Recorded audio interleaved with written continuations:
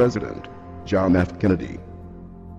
Ladies and gentlemen, the very word secrecy is repugnant in a free and open society, and we are, as a people, inherently and historically opposed to secret societies, to secret oaths, and to secret proceedings.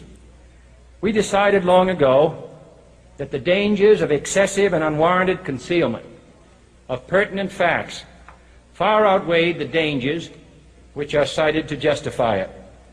Even today, there is little value in opposing the threat of a closed society by imitating its arbitrary restrictions. Even today, there is little value in ensuring the survival of our nation if our traditions do not survive with it. And there is very grave danger that an announced need for increased security will be seized upon by those anxious to expand its meaning to the very limits of official censorship and concealment. That I do not intend to permit to the extent that it's in my control. And no official of my administration, whether his rank is high or low, civilian or military, should interpret my words here tonight as an excuse to censor the news, to stifle dissent, to cover up our mistakes, or to withhold from the press and the public the facts they deserve to know. For we are opposed around the world by a monolithic and ruthless conspiracy that relies primarily on covert means for expanding its sphere of influence, on infiltration instead of invasion, on subversion instead of elections, on intimidation instead of free choice, on guerrillas by night instead of armies by day. It is a system which has conscripted vast human and material resources into the building of a tightly knit, highly efficient machine that combines military, diplomatic, intelligence, economic, scientific, and political operations. Its preparations are concealed, not published.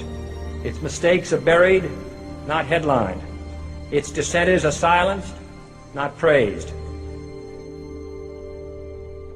Its dissenters are silenced, not praised.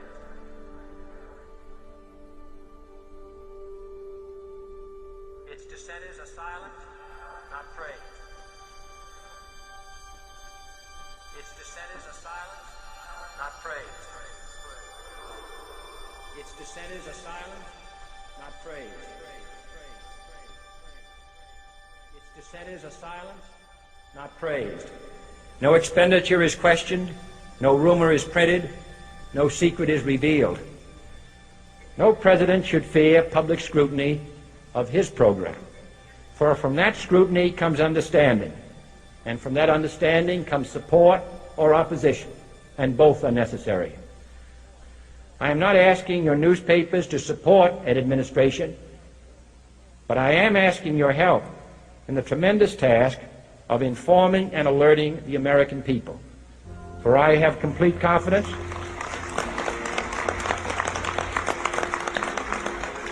in the response and dedication of our citizens whenever they are fully informed.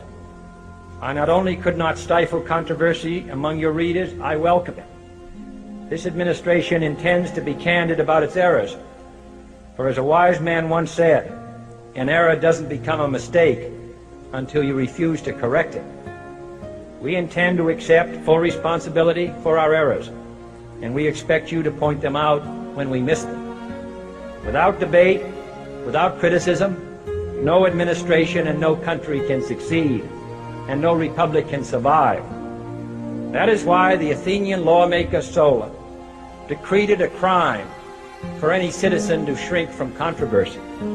And that is why our press was protected by the First Amendment, the only business in America specifically protected by the Constitution, not primarily to amuse and entertain, not to emphasize the trivial and the sentimental, not to simply give the public what it wants, but to inform, to arouse, to reflect, to state our dangers and our opportunities, to indicate our crises and our choices, to lead, mold, educate, and sometimes even anger public opinion.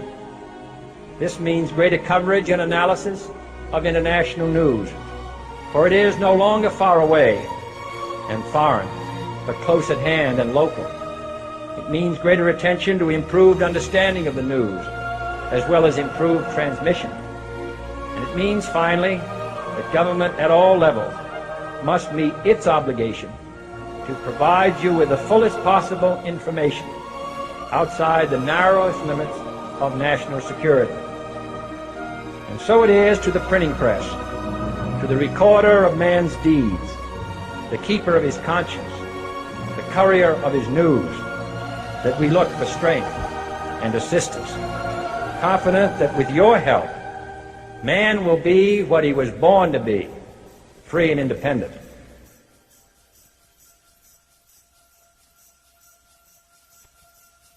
You were both in Skull and Bones, the secret society.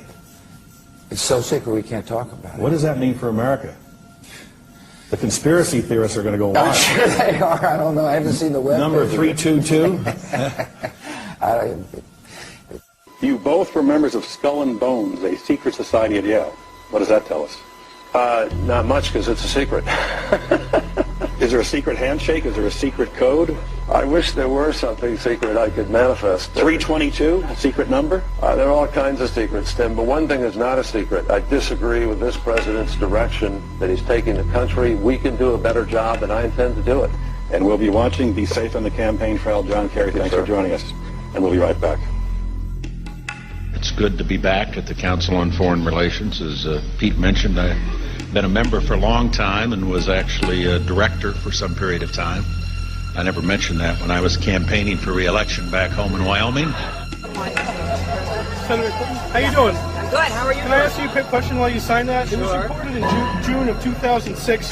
You attended a meeting in Ottawa, Canada, the Bilderberg Group. Can you comment on that? What's going on for the Bilderberg meeting, and what do you guys talk about up there? I have no idea what you're talking about. Yeah, you do. I was reported you were up there, and people saw you up there. I just want to know what you guys talk about and meet about up there. Sir, I don't know. Why are they such top secret meetings? I have no idea what you're talking Your about. husband went to a Bilderberg meeting too. I'm just wondering. I'm not being rude or anything. No, I just want to know what happens at these meetings. Well, since I wasn't there, I have no idea. Okay, thank you, Senator. Thank you. How are you? There you go. Thank you very much. Listen, I am a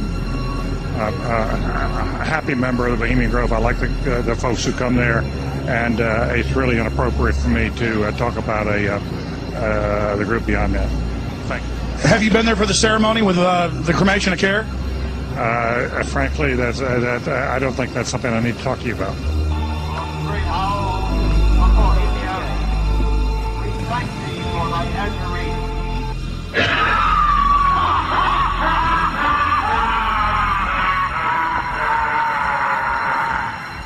Have you been there for the ceremony with the cremation of care?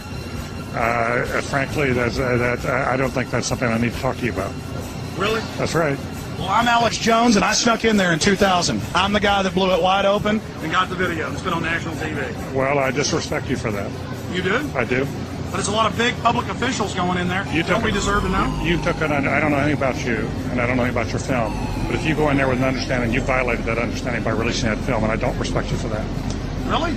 I'm sorry. You took an understanding when you went in there that you would not do that film. And did you have an understanding when you went in there? No. Did you crash it? Yes. Yeah, and it has no trespassing signs there too, doesn't it? No, they put those after. Oh, I'm sorry. I'm sorry, sir. I've been there before. I know what the circumstances are, and I'm sorry you violated the understandings. That was not a gentlemanly thing to do. Well, what about the ritual? Is the ritual gentlemanly?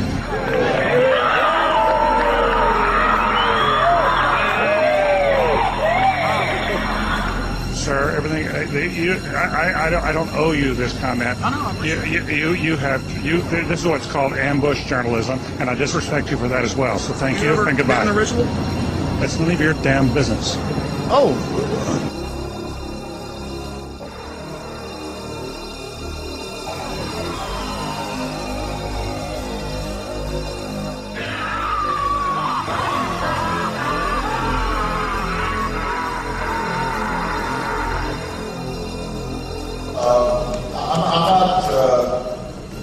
The Council on Foreign Relations, I don't know if I'm an official member. I've spoken there before.